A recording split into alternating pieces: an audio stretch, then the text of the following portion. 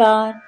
आज आपण भगवद्गीतामधील अध्याय 1 त्यामधील 31 ते 35 या श्लोकांचा भावार्थ पाहणार आहोत. तर श्लोक 31 वाचूया. न च श्रेयोनुपश्यामि हत्वा स्वजनमाहवे न कांक्षे विजयं कृष्णन् न च राज्यं सुखानि च. या श्लोकामध्ये अर्जुन म्हणतो, हे भगवंत, या युद्धामध्ये माझ्या स्वतःच्याच नातलगांना ठार मारून त्यातून कोणाचे कसे कल्याण होणार हे मला काही कळत नाही.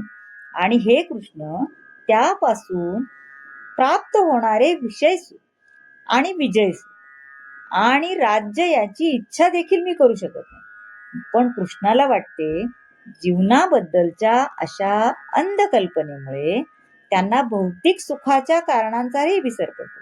श्रीकृष्णाच्या मते 2 प्रकारच्या व्यक्ती असतात. म्हणजे बघा आता, श्रीकृष्णाच्या प्रत्यक्ष आज्ञेनुसार युद्धभूमीमध्ये लढता लढता मृत्यू पावणारा क्षत्रिय आणि आध्यात्मिक जीवनाला संपूर्णपणे वाहून घेतलेला संन्यासी. या 2 प्रकारच्या व्यक्ती मृत्यूनंतर शक्तिमान आणि दैत्यपान अशा सूर्यलोकामध्ये प्रवेश करण्यास पात्र होतात, है ना. नातलगांची सोडाच, पण स्वतःच्या शत्रूचीही हत्या करण्यास अर्जुन टाळाटाळ करत आहे. आता त्यामध्ये असाही निर्णय घेतलाय की वनामध्ये जाऊन एकांतवास आणि वैफल्यग्रस्त जीवन जगावे. असं त्याला वाटायला लागलं की आता कुठं काय करू नये, आपण सरळ इथून निघावं आणि एकांतवासात जाऊन राहावं, वैफल्यग्रस्त जीवन जगावं, आहे ना. असं त्याला वाटायला लागलं. आता पण क्षत्रियाला असं करता येत नाही ना. क्षत्रिय इतर कोणताही त्याला व्यवसाय स्वीकारता येत नाही. क्षत्रिय या नात्याने जर स्वतःचे अस्तित्व सिद्ध करायचे असेल तर त्यासाठी एक राज्य तर पाहिजे. पण अर्जुनाकडे तर राज्यच नव्हते. मग पित्याद्वारे त्यांना वारशाने चालत आलेल्या वारसा हक्काने त्यांना मिळाल्या राज्यावर पुन्हा हक्क सांगून ते राज्य प्राप्त करण्याची एक संधी तरी अर्जुनाकडे होती, है ना. पण तो तर द्विधा मनस्थितीत आहे. आता काय करावं, दुःखी आहे. चला तर मग आता पाहूया पुढच्या श्लोकामध्ये अर्जुन काय म्हणतात ते. आता आपण 32 ते 35 हे सलग श्लोक वाचूया, है ना. किन राज्येन गोविंदम की भोगैर्जीवितेन वा येषामर्थे काङ्क्षितं नो राज्यं भोगा सुखानि च त इमेव स्थिता युद्धे प्राणान् त्यक्त्वा धनानि च आचार्या पितरा पुत्रा तथैव च पितामहा मातुला श्वशुरा पौत्रा शाला संबंधितस्तथा एतान् हन्तुमिच्छामि घ्नतोऽपि मधुसूदन अपि त्रैलोक्यराज्यस्य हेतुकीनो महि कृते निहत्य धार्तराष्ट्रान्ना का प्रीती सास्य जनार्दन. आता अर्जुन कसं सांगतात बघा. अर्जुन म्हणत आहे, हे गोविंद, ज्याच्यासाठी आम्ही राज्याची, सुखाची आणि जीवनाची देखील इच्छा करावी तेच तर आता रणांगणावर युद्धासाठी सज्ज आहेत. मग मला सांग, आम्हाला त्या सर्वाचा काय लाभ आहे.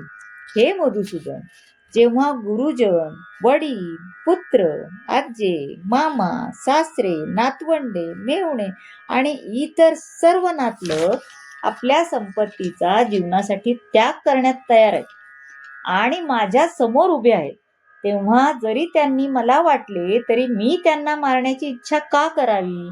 तेव्हा हे जनार्दन, पृथ्वीच काय तर 3 लोकांच्या राज्याच्या बदल्यातही मी त्यांच्याशी लढण्यास तयार होणार नाही. माझ्या काकांच्या धृतराष्ट्राच्या पुत्रांना मारून मी काय आनंद मिळवणार आहे. आता बघा, प्रत्येकाला आपली इंद्रिय तृप्ती करायचीच असते ना, जशी जिभेला, हाताला, नाकाला, शरीराला, है ना. मग आपली इच्छा असते की आपण भगवंताला जे मागू ते त्यांनी द्यावे. पण जशी ज्याची योग्यता असते ना तसेच तो प्रत्येकाला देतो ना. ज्याला अतिलाभ पाहिजे असतो त्याची पूर्तता भगवान कसं करणार? एखाद्याला जर सगळंच हवं असेल तर भगवान त्याला देत नाही. त्याची जेवढी कुवत आहे, ज्याची त्याची जितकी गरज आहे तेवढंच देतो. कारण हव्यास काही संपत नाहीये.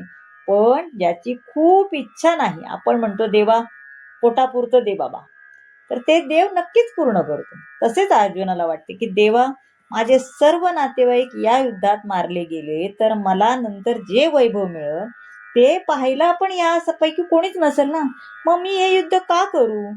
अर्जुनाला नातेवाईकांना मारायचे नव्हते आणि जर त्यांना मारणे आवश्यक असेल तर मग कृष्णाने स्वतःच मारावं ना, माझ्याकडनं का मारतो? तो तर देव आहे ना, मग त्यांनीच मारावं अशी त्याची इच्छा होती. पण गंमत पाहता, या क्षणी अर्जुनाला माहित नाही की त्याला फक्त कृष्णाच्या हातातील साधन बनायचे होते. कृष्ण तर मारूच शकत होता ना सगळ्यांना.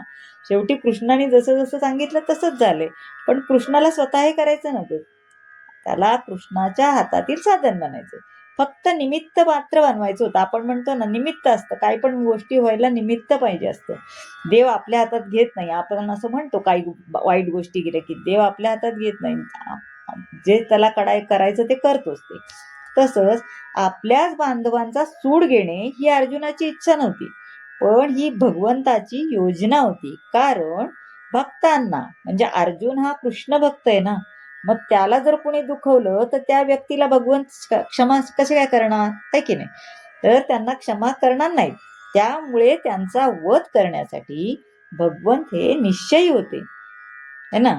भगवंताला माहिती होतं की हे आपल्याला करायचंच आहे आणि अर्जुनाला आपलं राज्य मिळवून द्यायचंच आहे, है ना. त्यामुळे कृष्णाने ही सगळी केलेलीच लीला असते आणि त्याला अर्जुन हा निमित्त मात्र असतो.